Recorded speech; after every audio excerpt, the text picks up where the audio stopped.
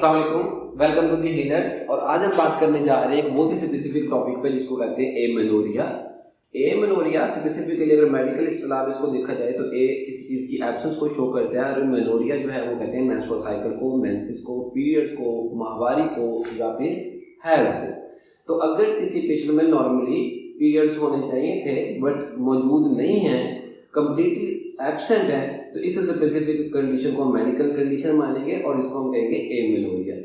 تو اس سے پہلے کہ ہم ایمنوریا کے بارے میں ڈسکشن سٹارٹ کریں اور اس کے ٹریٹمنٹ کے بارے میں بات کریں، ہم سب سے پہلے یہ دیکھتے ہیں کہ یہ جو پیریڈس یا مینسز ہیں یہ ہوتے ہی کیوں ہیں. تو نارمل فزیالوجی میں اگر دیکھا جائے تو ہمارے برین کا ایک پارٹ ہے جس کو ہائپوتھیلمس کہا جاتا ہے، اور خاص طور پہ خواتین جب بلوغت کو پہنچتی ہیں تو اس برین سے یا ہائپوتھیلمس سے خاص قسم کا ہارمون سکریٹ ہوتا ہے جسے ہم کہتے ہیں GnRH، گوناڈوٹروپک releasing hormone. گوناڈوٹروپک releasing hormone دین بلڈ کے ذریعے یہ پہنچتا ہے اینٹیریئر پیٹیوٹری میں. اینٹیریئر پیٹیوٹری برین کے ساتھ جڑا ہوا ایک دودھ ہے، اور اینٹیریئر پیٹیوٹری کے اندر ایک خاص قسم کے سیلز ہوتے ہیں جنہیں کہتے ہیں گوناڈوٹروپ سیلز، جہاں پہ گوناڈوٹروپک ریلیزنگ ہارمون جا کے بائنڈ کرتا ہے اور گوناڈوٹروپ سیل کو فردر اسٹیمولیٹ کرتا ہے دو ہارمون بنانے کے لیے. ایک جس کو کہا جاتا ہے فولیکل اسٹیمولیٹنگ ہارمون یا FSH، اور دوسرا لیوٹینائزنگ ہارمون یا پھر LH. یہ دونوں ہارمون بیسیکلی فیمیل ریپروڈکٹیو جو پارٹ ہے، یعنی آپ سمجھیں کہ وہ حصہ جہاں بچے کی پیدائش ہوتی ہے خواتین کے اندر، اس حصے کے اوپر یہ دونوں ہارمون جو ہے وہ ایکٹ کرتے ہیں. فولیکل اسٹیمولیٹنگ ہارمون خاص طور پہ بیضے کو یا انڈے کو پکانے کے لیے استعمال ہوتا ہے، اور لیوٹینائزنگ ہارمون عام طور پہ انڈے کو پھاڑنے کے لیے اور وہاں سے ریلیز کر کے یوٹرس میں لے کے آنے کے لیے فلیپین ٹیوبیولز کے اندر لاتا ہے تاکہ وہاں پہ اسپرم کے ساتھ یہ مل سکے اور فرٹیلائزیشن ہو سکے. اسی طرح فولیکل اسٹیمولیٹنگ ہارمون اور لیوٹینائزنگ ہارمون جو ہے یہ دو اور فردر ہارمون کو کی اسٹیمولیشن کا باعث بنتے ہیں، ایک ایسٹروجن اور پروجیسٹرون.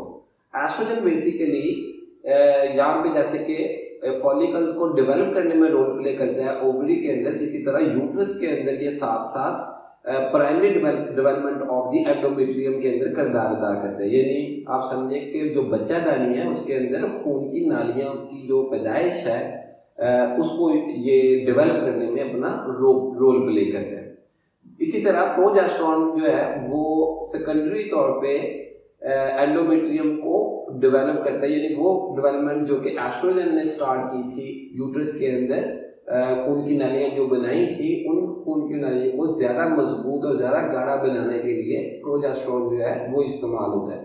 تو یہ ایسٹروجن پروجیسٹرون ہارمون جو ہے یہ بہت ہی اہم فیمیل سیکس ہارمونز ہیں، اور خاص طور پہ ریپروڈکٹیو سائیکل میں ان کا بہت زیادہ کردار ہے.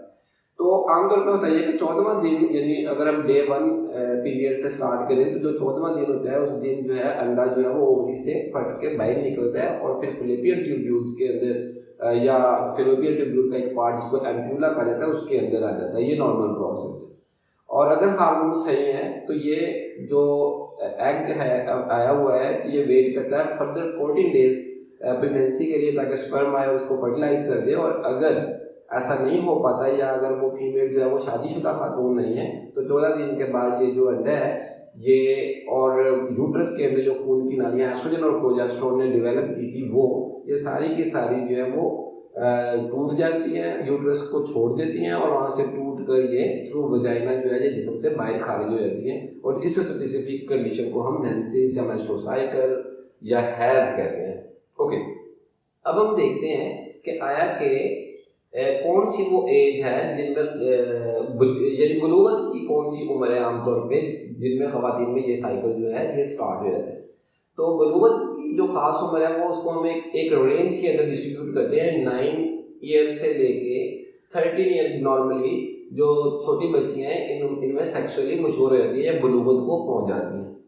بٹ سم ٹائم کیا ہوتا ہے کہ کچھ فیمیل جو ہے وہ 14 سال تک یا 15 سال تک بھی نہیں پہنچتی، بٹ اس کو بھی ہم میڈیکل کنڈیشن تسلیم نہیں کرتے. بٹ اگر ایک فیمیل جو کہ 16 سال کی عمر میں بھی ریپروڈکٹیو سائیکل جو ہے اس میں نہیں گئی ہے یا مینسٹرول سائیکل اس کے اندر نہیں ہے، حیض اس کے اندر نہیں آیا ہے، تو اس کا مطلب ہے یہ ایک طرح سے ایمنوریا ہے. اور اس طرح کا جو ایمنوریا ہے اس کو پرائمری ایمنوریا کہتے ہیں.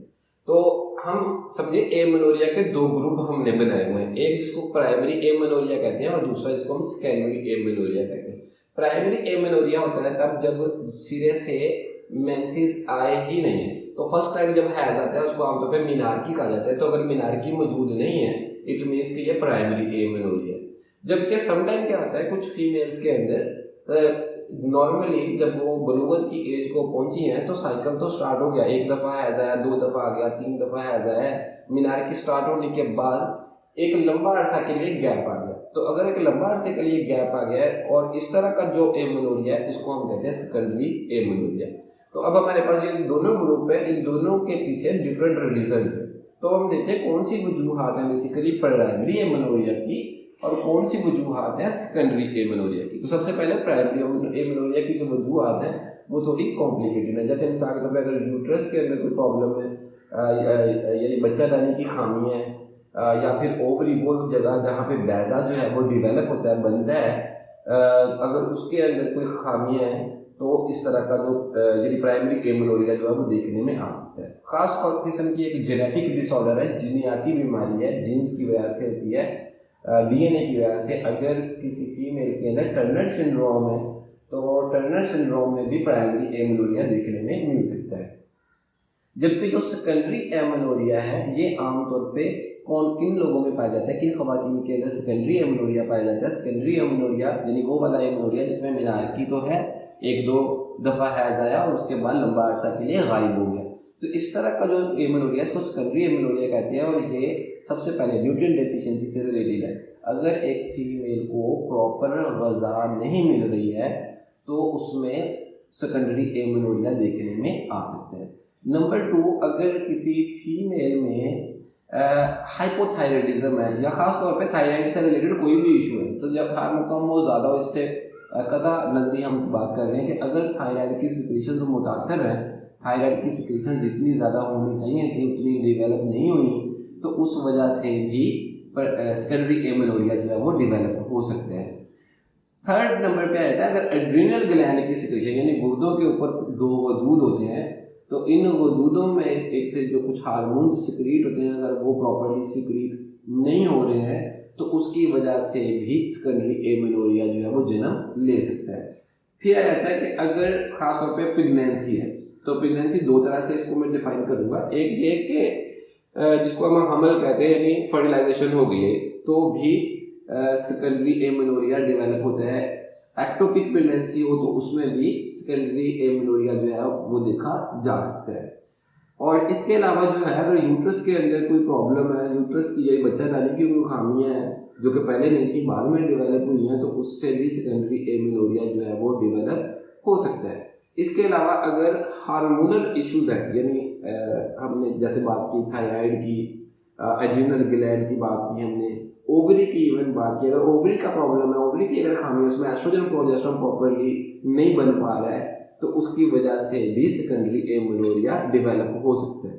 تو آیا کہ ایمنوریا جو ہے یہ رسکی ہے یا اس کے کوئی ہیلتھ ہیزرڈ بھی ہے؟ تو بالکل ایمنوریا جو ہے بہت ہی خطرناک کنڈیشن ہو سکتی ہے۔ خاص طور پہ یہ کینسر کا، اینڈومیٹریل کینسر کا یہ ایک رسک فیکٹر مانا جاتا ہے، یعنی بچہ دانی کے اندر جو ایک لیئر بنتی ہے، طے بنتی ہے، خون کی نالیاں بنتی ہے جس کو اینڈومیٹریم کہا جاتا ہے، اس میں کینسر جو ہے وہ ڈیولپ ہو سکتا ہے اگر ایمنوریا کو ٹریٹ نہ کیا جائے۔ تو ایمنوریا کی ڈائگنوسس کے لیے کہ کون سی ریزن ہے جس کی وجہ سے ایمنوریا ہو رہا ہے، تو اس کے لیے کچھ ٹیسٹ کیے جاتے ہیں۔ آپ سب سے پہلے آپ خاص طور پہ سیکنڈری ایمنوریا کو ایڈریس کر رہا ہوں کہ آپ پریگنینسی ٹیسٹ کر سکتے ہیں، اور اس کے بعد آپ جو ہے تھائرائڈ کے T3 T4 سیکریشنز کے جو ٹیسٹ ہیں ان کو ٹیسٹ کیا جا سکتا ہے۔ اور اگر یہاں پہ بھی ایشو نہیں کلیئر ہو رہا تو پھر ہم فردر ایڈرینل گلینڈ کی سیکریشنز کو مانیٹر کر سکتے ہیں، اور ایڈرینل گلینڈ کی سیکریشنز کو بھی مانیٹر کرنے سے اگر ڈائگنوسس نہیں ہو پائی تو الٹیمیٹ ہم الٹرا ساؤنڈ میں بھی جائیں گے، تو سونوگرافی کروا کے یہ دیکھا جا سکتا ہے، اس سے کافی ہیلپ مل سکتی ہے کہ کیا ایشوز ہیں جس کی وجہ سے یہ سیکنڈری ایمنوریا ڈیولپ ہوگا۔ اب ہم چلتے ہیں کہ اگر ایمنوریا ایک خاتون کے اندر ڈیولپ ہو چکا ہے، یعنی اس کے اندر ایمنوریا پایا جاتا ہے، کافی دنوں سے یہ پرابلم چلا آ رہا ہے، تو اس کا علاج کیا ہے. ایک چیز اور بتاتا چلو، سم ٹائم جو ہے سیکنڈری ایمینوریا جو ہے وہ اینزائٹی اور ڈپریشن سے بھی ہو سکتا ہے. اگر فیمیل سائیکولوجیکلی ویک ہے یا سائیکولوجیکلی بہت زیادہ صدمے سے گزری ہے کسی وجہ سے، تو اس کے اندر بھی سیکنڈری ایمینوریا ڈیولپ ہو سکتا ہے. تو ٹریٹمنٹ آپشنز میں ہم دیکھیں گے کچھ میڈیسن خاص طور پہ. سب سے پہلے تو ہے اشوکا 30. ان خواتین کی دوائیاں جن میں مینارکی تو یعنی پہلے ایک دو دفعہ حیض تو آیا ہے، اور لیکن اس کے بعد اچانک سے حیض غائب ہے اور کوئی خاص قسم کی سمپٹم جو ہے وہ شو نہیں ہو رہی ہے. تو اشوکا جو ایک بہترین میڈیسن ہے، اس کو 30 پوٹینسی میں 10 قطرے 2 گھونٹ پانی کے اندر مکس کر کے آپ 21 دن تک یہ دوائی کھلائیں گے، اور 21 دن میں ہی آپ کو ریزلٹس جو ہے وہ دیکھنے میں مل جائیں گے. وہ والی خواتین جو کہ ایموشنلی ڈسٹرب ہیں اور ان کے اندر اگر اس طرح کا ایشو آ جاتا ہے، تو ان میں نیٹرل میور اور پلساریلا بہت ہی افیکٹو میڈیسن ہے. نیٹرل میور اور پلساریلا کو بھی 30 پوٹینسی کے اندر 10 قطرے 2 گھونٹ پانی کے اندر مکس کر کے آپ 2 ٹائم دیں، صبح اور شام، اور 10 دن تک یہ دوائی جاری رکھیں، تو آپ کو اس کے بہت ہی افیکٹو ریزلٹس مل سکتے ہیں. نیکسٹ آ جاتا ہے وہ والی خواتین جن میں خاص طور پہ تھائرائڈ کی سیکریشن جو ہے وہ ڈسٹرب ہے، جس کی وجہ سے سیکنڈری ایمینوریا جو ہے ڈیولپ ہوا ہے. تو ایسی خواتین کے لیے اسپیسیفکلی ایک میڈیسن ہے تھائروڈینم. اس کو 1 mg پوٹینسی کے اندر سنگل ڈوز ہر 3 دن کے بعد 10 قطرے 2 گھونٹ پانی کے اندر مکس کر کے آپ پلائیں، تو انشاءاللہ تعالیٰ 1 مہینہ تک دوائی آپ نے جاری رکھیں، تھائرائڈ کی سیکریشن بھی ٹھیک ہو جائے گی اور سیکنڈری ایمینوریا جو ہے اس سے بھی چھٹکارا مل جائے گا. نیکسٹ آ جاتی ہے ہمارے پاس ایک اور میڈیسن جس کو کہا جاتا ہے اگنیشیا. تو اگنیشیا خاص طور پہ اگر کوئی فیمیل کسی بہت ہی بڑے صدمے سے گزری ہے اور اس نے اپنے اس صدمے کو اپنے ذہن پہ سوار کیا ہوا اور نفسیاتی طور پہ ڈسٹرب ہونے کی وجہ سے اس کے اندر سیکنڈری ایمینوریا ڈیولپ ہو چکا ہے، تو اس صورتحال میں اگنیشیا بہترین میڈیسن ہے. اگنیشیا کو 200 پوٹینسی کے اندر استعمال کریں گے، 10 قطرے 2 گھونٹ پانی کے اندر مکس کر کے آپ سنگل ڈوز روزانہ کی بنیاد کے اوپر استعمال کروا سکتے ہیں. اس سے آپ کو افیکٹو ریزلٹس ملیں گے. فیرم میٹیلیکم سیکنڈری ایمینوریا کی ایک بہترین میڈیسن ہے، خاص طور پہ اگر انیمیا ہے اور جو سیکنڈری ایمینوریا ہے وہ غذائی قلت سے ایسوسیٹ ہوا ہے، تو ظاہر ہے فیرم میٹیلیکم کے ساتھ صرف کام نہیں چلنے والا، ساتھ ساتھ آپ کو اچھی غذا بھی پرووائڈ کرنی پڑے گی پیشنٹ کو. اور ساتھ فیرم میٹیلیکم 30 اگر آپ اس کو 10 قطرے 2 گھونٹ پانی کے اندر مکس کر کے پلائیں گے، تو 10 دن کے اندر جو ہے افیکٹو ریزلٹس آپ کو دیکھنے میں مل سکتے ہیں.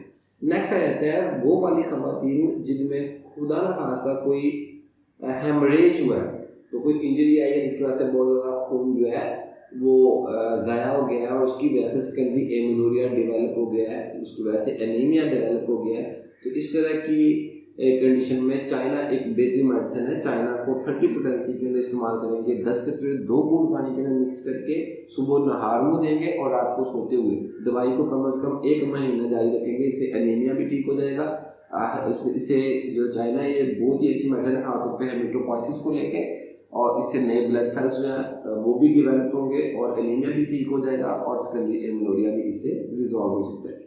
تو اس کے علاوہ اگر کوئی خاص قسم کی میڈیکل کنڈیشن ہے جس کی وجہ سے ایمینوریا ڈیولپ ہوا ہے اور یا آپ کسی اسپیسیفک ٹاپک پہ کنسلٹینسی لینا چاہتے ہیں، تو آپ ہمارے ای میل ایڈریس پہ ہمیں کانٹیکٹ کر سکتے ہیں. اگر آپ کو ہماری ویڈیو پسند آئے تو آپ اس کو لائک کر دیجئے، ہمارا چینل سبسکرائب کر لیجئے، بیل آئیکن بھی پریس کر دیجئے تاکہ ہر آنے والا ویڈیو جو ہے سب سے پہلے آپ تک پہنچ سکے. تھینک یو سو مچ. اللہ حافظ.